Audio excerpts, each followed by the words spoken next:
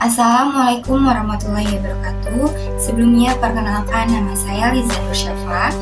Di sini saya akan mempresentasikan materi mengenai Ethical Leadership and Cross-Cultural Leadership and Diversity. Nah, lanjut saja ke materi yang pertama, yaitu mengenai definisi ethical leadership. Nah, jadi di sini ada menurut para ahli dan dapat disimpulkan bahwa dari kedua definisi menurut para ahli tersebut bahwa ethical leadership merupakan cara pemimpin untuk memimpin sebuah organisasinya dengan pertimbangan-pertimbangan yang etis sesuai dengan norma yang ada. Nah, selanjutnya di dalam ethical leadership ini terdapat 5 komponen. Yang pertama ada ethical communication. Jadi pemimpin yang beretika ini menetapkan standar kejujuran untuk setiap bawahan yang dipimpinnya. Lalu yang kedua ada ethical quality. Jadi pemimpin yang beretika ini paham dan mengerti bahwa ada 3 faktor dalam menentukan kompetitifnya organisasi. Yang pertama itu ada berkualitas, lalu pelayanan yang pelanggan yang berkualitas, dan pengiriman yang berkualitas. Lalu yang ketiga yaitu ada ethical collaboration. Jadi pemimpin yang beretika ini membutuhkan banyak penasihat dan ia akan memilih penasihat yang paling unggul di luar organisasinya. Lalu yang keempat ada ethical succession planning. Jadi pemimpin yang beretika ini menciptakan standar organisasi dan prosedur operasi untuk kualitas dan komunikasi yang kuat.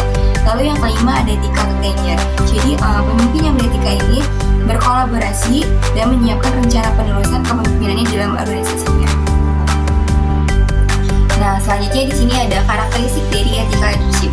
Yang pertama itu ada bermartabat dan serta penghormat, lalu berkeadilan, lalu amanah, lalu menciptakan komunitas, lalu menggunakan nilai menjadi landasan keputusan dan menjadi teladan. Nah, lalu di sini ada definisi dari cross-cultural leadership. Jadi di sini ada menurut para ahli, definisi dari menurut para ahli, dan dapat disimpulkan bahwa cross-cultural leadership atau kepemimpinan lintas budaya ini merupakan suatu bentuk interaksi antara pemimpin dengan bawahannya untuk mempengaruhi dan memotivasi dengan latar belakang budaya yang berbeda. Nah, selanjutnya ada model penyesuaian dari cross-cultural leadership. Yang pertama itu ada model reaksi. Jadi di sini pemimpin lebih mengubah lingkungan daripada perilaku sendiri. Lalu yang kedua ada model integritas. Nah, di sini pemimpin mengubah perilaku yang disesuaikan dengan keadaan lokalnya. Lalu yang ketiga yaitu ada model withdrawal, yaitu pemimpin menarik secara fisik dan mental berusaha untuk menghindari masalah.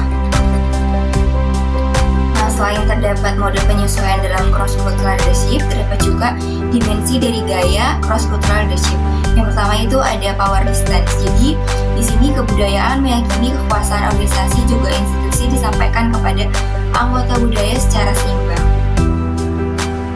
Lalu yang kedua itu ada uncertainty avoidance. Jadi di sini itu berkaitan dengan derajat yang dimana kebudayaan merasa terancam oleh situasi yang tidak pasti, dan juga bagaimana suatu kebudayaan menghindari ancaman itu dengan menciptakan suatu solusi pemecahan masalah. Lalu yang ketiga ada individual group orientation. Jadi di sini integrasi dari setiap individu di dalam kelompok-kelompok utama. Lalu yang keempat yaitu ada masculine feminine orientation. Jadi dalam masculine feminine orientation ini pentingnya tujuan kerja yaitu pendapatan kemajuan dibandingkan dengan tujuan pribadi atau hubungan dan kerjasama. Lalu yang kelima ada long term short term orientation. Jadi dalam hal ini tuh berkaitan dengan fokus dan orientasi usaha, apakah orientasi jangka panjang atau orientasi jangka pendek, membina kebajikan yang berkaitan dengan masa lalu dan masa sekarang yang akan berkaitan dengan masa depan. Selanjutnya di sini ada definisi dari diversity. Nah, jadi menurut Hayes dan Nimmer, keragaman atau diversity ini adalah perbedaan seseorang yang dipengaruhi oleh dimensi primer dan dimensi sekunder. Nah, dimensi primer ini adalah dimensi yang dipengaruhi oleh usia, gender, kemampuan fisik, orientasi seksual, ras, dan etnis. Nah, sedangkan dimensi sekunder itu dipengaruhi oleh pendidikan, status keluarga, peran dan tingkat organisasi, lalu agama, bahasa, pendapatan, lokasi geografis, dan lainnya. Nah, Nah, selanjutnya terdapat dua strategi dalam mengelola diversity atau keragaman ini. Yang pertama ada strategi individual. Jadi strategi individual ini salah satu kunci pokok agar keragaman dapat dikendalikan terletak pada individunya yang ada dalam organisasi. Nah, jadi setiap individu terlahir dan dibesarkan dengan keragamannya masing-masing. Nah, hal ini itu perlu disadari oleh masing-masing individu melalui pengertian dan toleransi. Nah, agar pengertian dan toleransi ini dapat terwujud, maka keterbukaan dalam berkomunikasi atas keragaman yang ada sehingga tidak menimbulkan hal-hal yang mampu menciptakan konflik. Lalu yang kedua ada peran organisasi. Nah, jadi tidak hanya cukup mengandalkan pengertian dan toleransi dari sikap individual dalam mengelola keragaman ini, organisasi juga perlu terlibat dalam pengelolaan keragaman tersebut. Nah, jadi diantaranya dengan mengeluarkan regulasi yang adil dan tidak bias gender. Lalu untuk melindungi hak-hak pekerja perempuan, maka regulasi yang adil juga akan memelihara hak-hak asasi pekerja sehingga mereka merasa aman berada di lingkungan organisasi. Lalu bisa juga dilakukan dengan memberikan cuti hari raya dan hari keagamaan lainnya seperti cuti hamil, lalu melahirkan, memberi reward dan lain-lain. Nah, perusahaan juga bisa melakukan sosialisasi terus-menerus mengenai pentingnya kesadaran, pengertian dan toleransi terhadap keragaman yang mereka miliki. Nah, melalui pelatihan-pelatihan atau kegiatan yang mempertemukan keragaman yang ada dalam suatu forma kerjasama yang produktif. Nah, selanjutnya ada manfaat dari diversity atau keragaman ini. Yang pertama itu bisa memunculkan bakat, keterampilan, dan pengalaman. Lalu yang kedua itu menciptakan inovasi. Lalu yang ketiga keterampilan berbahasa asing. Yang keempat menumbuhkan semangat kompetisi dari karyawan. Lalu yang kelima yaitu meningkatkan produktivitas dan performa organisasi atau perusahaan. Nah, selanjutnya ada studi kasus dari PT Haier Sales Indonesia.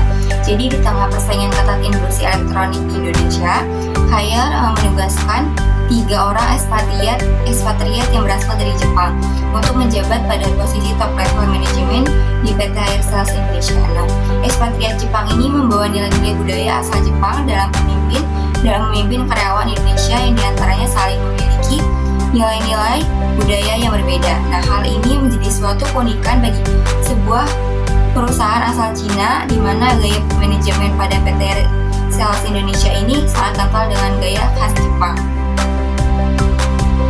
Nah, selanjutnya dari kondisi perbedaan budaya tersebut. Nah, kondisi perbedaan tersebut ini menjadi tantangan bagi pemimpin ekspatriat Jepang untuk menerapkan gaya kepemimpinan dan budayanya yang tepat dalam memimpin karyawan lokal. Nah, dari kondisi perbedaan budaya tersebut menimbulkan permasalahan-permasalahan yang dihadapi oleh pemimpin ekspatriat Jepang. Nah, jadi yang pertama para manajer lokal mengungkapkan kesulitan dalam saat berkomunikasi dengan pemimpin ekspatriat Jepang karena orang Jepang ini cenderung akan diam atau berhenti sejenak ketika sedang melakukan percakapan. Lalu yang kedua, pemimpin ekspatriat Jepang ini memiliki stereotip negatif dengan membuat generalisasi para staf lokal sangat kurang disiplin waktu dalam melaksanakan tugas tanpa melihat pribadi dari masing-masing individu tersebut. Lalu yang ketiga yaitu kendala dalam bahasa yang dihadapi oleh pemimpin ekspatriat Jepang sehingga bersikap frustasi pada bahasa lokal dan terlalu cepat menilai karyawan, bersikap tidak efisien tanpa mencari tahu asal penyebabnya. Nah, untuk mengatasi permasalahan-permasalahan tersebut, ada beberapa hal yang dapat dilakukan oleh PT Haier Sales Indonesia dalam menghadapi perbedaan antara pemimpin ekspatriat Jepang dengan staf lokal. Yaitu yang pertama, dalam menghadapi kesulitan dalam berkomunikasi dengan pemimpin ekspatriat Jepang, sebaiknya karyawan lokal ini memiliki pengetahuan tentang karakteristik budaya Jepang untuk menghindari kesalahpahaman. Nah, karena bentuk sikap hati-hati ini merupakan satu nilai yang sangat dijunjungi oleh budaya Jepang dan sudah termasuk dari gaya komunikasi termasuk salah satu dari gaya komunikasi manusiawi khas Jepang. Nah, lalu yang kedua, perusahaan sebaiknya memberikan pengenalan mengenai budaya Jepang kepada karyawan lokal agar tidak asing dengan perilaku Jepang. perilaku khas Jepang. Lalu yang ketiga yaitu untuk mengatasi stereotip negatif yang timbul tadi itu, sebaiknya ekspatriat memberi arahan dan masukan kepada karyawan agar menjadi lebih baik. Nah, meningkatkan pemahaman budaya, lalu selalu menjaga komunikasi dan terus bersosialisasi dengan karyawan lokal menjadi jalan untuk mengurangi hambatan budaya yang menjadi kendala pada para ekspatriat ini. Nah, yang keempat, pemimpin ekspatriat Jepang terlalu cepat menilai bagaimana orang melakukan sesuatu segala hal yang tidak efisien. Dan daripada mencoba memahami secara rasional apa yang terjadi, sebaiknya pemimpin ekspatriat Jepang ini menggunakan model penyesuaian integritas, yaitu mengubah perilaku dengan menyesuaikan dengan keadaan lokal. Seperti berkaitan dengan model penyesuaian pada cross-cultural leadership. Nah, selanjutnya itu ada keterkaitan dengan teori. Jadi dari permasalahan yang dihadapi dan solusi yang dilakukan oleh PT HR Sales Indonesia, hal tersebut berkaitan dengan teori, yaitu dalam model penyesuaian pemimpinan lintas budaya dengan model reaksi. Nah, pemimpin ini lebih mengubah lingkungan daripada perilaku sendiri yang diterapkan oleh pemimpin ekspatriat Jepang dalam menghadapi staf lokal. Nah, sudah tiba pada akhir materi. Nah, mungkin itu saja yang dapat saya sampaikan. Sebelumnya mohon maaf jika ada kesalahan. Wassalamualaikum warahmatullahi wabarakatuh. Terima kasih.